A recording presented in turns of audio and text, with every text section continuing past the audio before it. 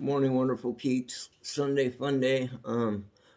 First, I want to thank anybody that's following me, likes and subscribes. I'm going to touch on neuroplasticity is my favorite topic. We all know that. On how meditation combines in with that. How neuroplasticity and meditation are combined into one. Meditation has various forms. You got everything from chakras to mindfulness to transcendental mantras, mandra, tantra. There's all different sorts of meditations, and some better fit different people, but they're all doing the same thing. They're training your mind. They're stilling. It actually affects parts of the amygdala that is directly in control of fight or flight. When we have fight or flight, our energy is focused onto what we deem as a threat. All of our energy resources are pulled into figuring that threat out to help us survive. So when we get anxiety and panic attacks, as one example, depression, the anxiety and the panic attacks kicks that amygdala in, and it just drains you and it taxes you in ways that affects everything: your sleep, your diet, everything, your activity. Everybody knows, or people with depression know, you get to the point you just don't want to get out of bed, and a lot of times it's because you're stuck in the past. You have these thoughts of reoccurring, this happened to me. Why is this happening to me? Why is everybody, or just dwelling on things that have happened to you that have made important changes in your brain. Neuroplasticity can be a bad thing too. When we make these pathways in our brain, energy follows the path of least resistance.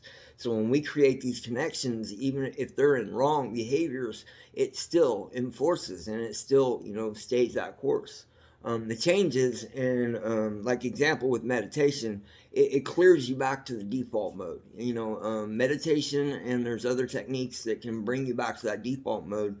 And if you can gain the awareness, you can start to make changes. And the more you stick with them changes, they become the go-to response instead of the ones that have been instilled before. As to say, rewiring the program. Once you instill that new program and you strengthen it enough, the negative pathways become gone. As long as you don't fall back onto that course, that them changes will only strengthen and become a part of how your brain is.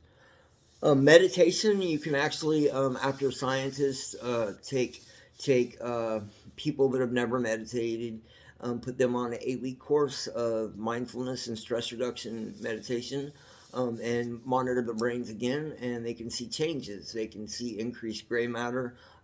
They can see decreased parts in the brain that regulate PTSD, stress. All them parts decrease, and which means more energy is going to them creative parts, them parts that are helping you deal with them things that are harming you. Uh,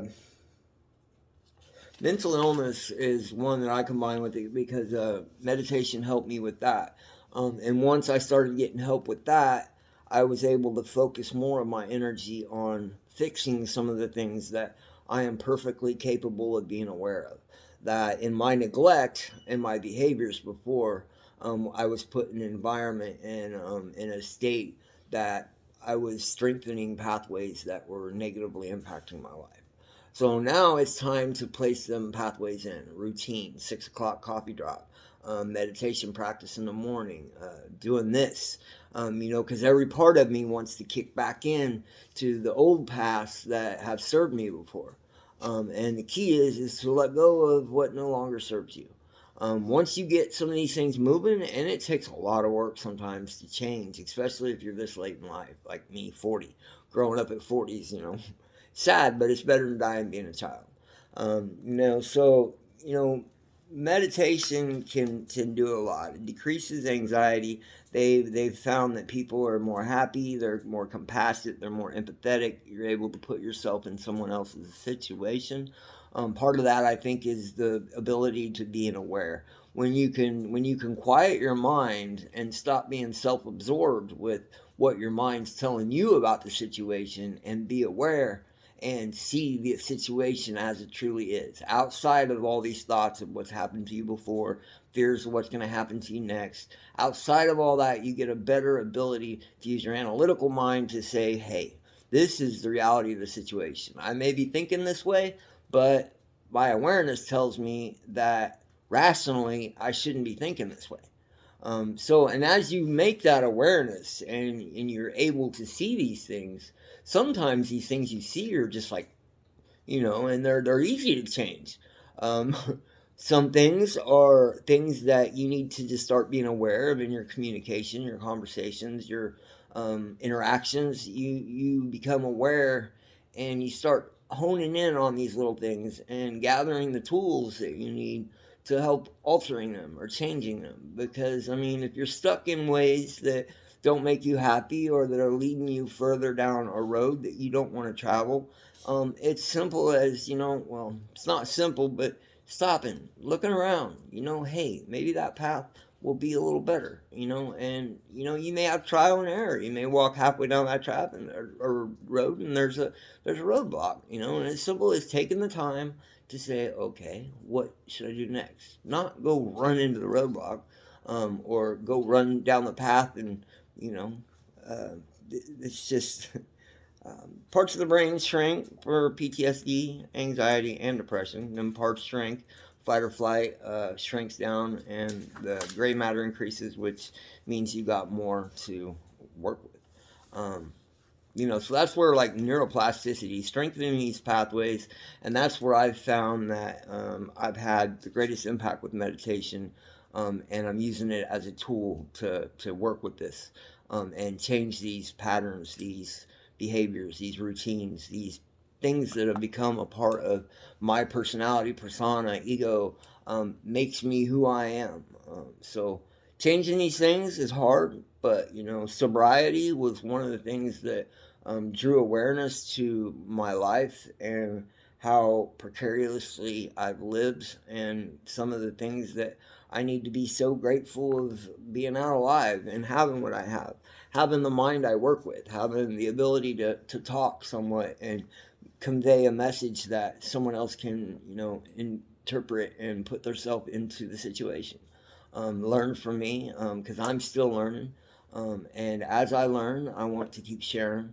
I want to keep improving my ability to make videos, to express the things that I've learned and that I know can benefit other people. So I'm going to continue, and I appreciate anybody that is following and bearing along with me or that has interest in things I'm saying. I appreciate the support. It really helps me to have the drive to continue what I'm doing, which helps me too. I dream to help other people, but I really have a goal of reaching a state where, when whatever happens, I'm ready.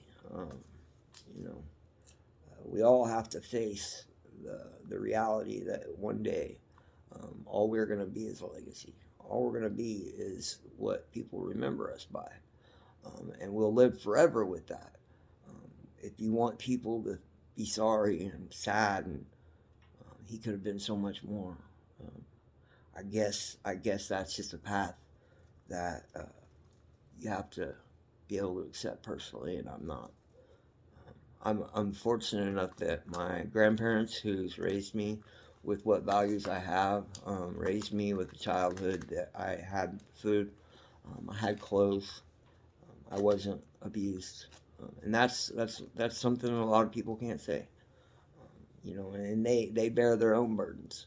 I bear mine by choices I've made, and I don't gladly accept it, but I accept it, and I'm grateful because it could have been so much worse. Other people could have paid, and that would have been something that I wouldn't have been able to accept. So, in that sense, I'm grateful.